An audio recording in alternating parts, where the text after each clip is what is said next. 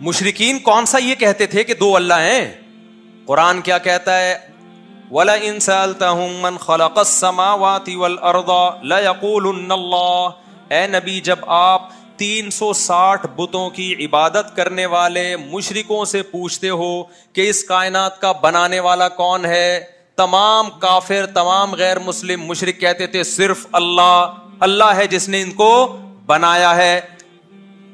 وہ بھی اللہ کو ایک مانتے تھے. تو اللہ نے کہا کہ جب وہ ہے تو پھر دعاؤں میں ان کو پکارتے کیوں ہو؟ وہ حق جو اللہ کا ہے وہ ان کو کیوں دیتے ہو؟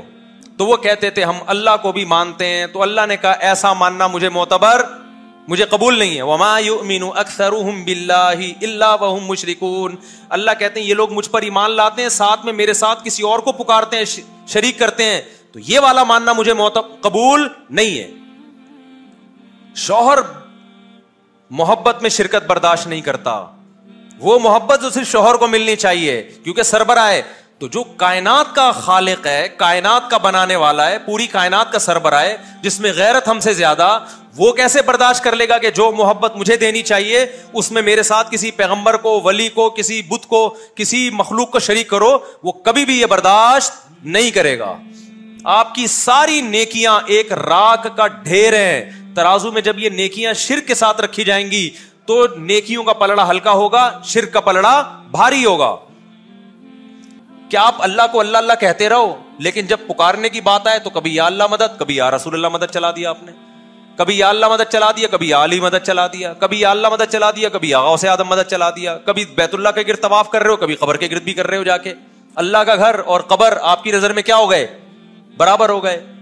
پھر آپ 100 دفعہ بولتے رہو میں توحید کو مانتا ہوں، میں لا الہ الا اللہ کہتا ہوں. ایسا لا الہ الا اللہ تو قادیانی بھی پڑھتا ہے، کیا وہ جنت میں چلا جائے گا؟ خالی لا الہ الا اللہ، لا الہ الا اللہ کا جو مفہوم ہے وہ سمجھ کے پڑھیں گے تو مسلمان ہوں گے بھائی.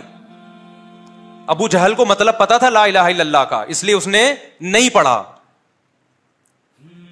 ابو جہل آج کے دور میں ہوتا کہتا ہے یار یہ تو ان کے یہاں تو 20 مطلب ہے لا الہ الا اللہ کے، مجھے کیا پتا تھا یہ والا مطلب بھی نکل سکتا ہے. تو وہ پڑھ لیتا، وہ اس کو پتا تھا بھائی جو محمد صلی اللہ علیہ وسلم کا جو مطلب ہے نا لا الہ الا اللہ والا، وہ مطلب اس سے میرے نظریات کے دھجیے اڑ جائیں گے، اس لیے وہ نہیں، آخری دم تک نہیں پڑھا اس نے.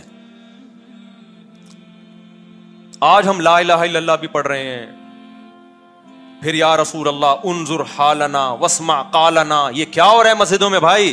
وَأَنَّ الْمَسَاجِدَ لِلَّهِ، مسجدیں اللہ کا گھر ہیں. فَلَا تَدْعُوا مَعَ اللَّهِ أَحَدًا، اللہ کے ساتھ کسی اور کو مت پکارو. کمال کی بات ہے یہ آیت بیچ میں لکھی ہوگی، دائیں طرف یا اللہ مدد اور بائیں طرف یا رسول اللہ مدد. اللہ کہہ رہے سجدہ گاہیں اللہ کے لیے ہیں، اللہ کے ساتھ کسی کو مت پکارو. آپ کہتے ہیں اللہ اس آیت کے دائیں اور بائیں میں ہم تیرے ساتھ کسی اور کو بھی پکاریں گے. تو یہ پیغمبر سے محبت نہیں ہے، یہ پیغمبر کی تعلیمات کی دھجیاں اڑا رہے ہو آپ. وہ سید الانبیاء سرور کائنات صلی اللہ علیہ وسلم جو توحید کے سب سے بڑے علم بردار تھے، شیطان نے انہی کی امت کے سامنے شرک جیسی برائی کو مزین کر دیا اور لوگوں کو شرک میں ڈال دیا. تو یہ کس کا کام ہے؟ شیطان کا کام ہے، جو برائی کو آپ کی نظروں میں کیا کرتا ہے؟ مزین.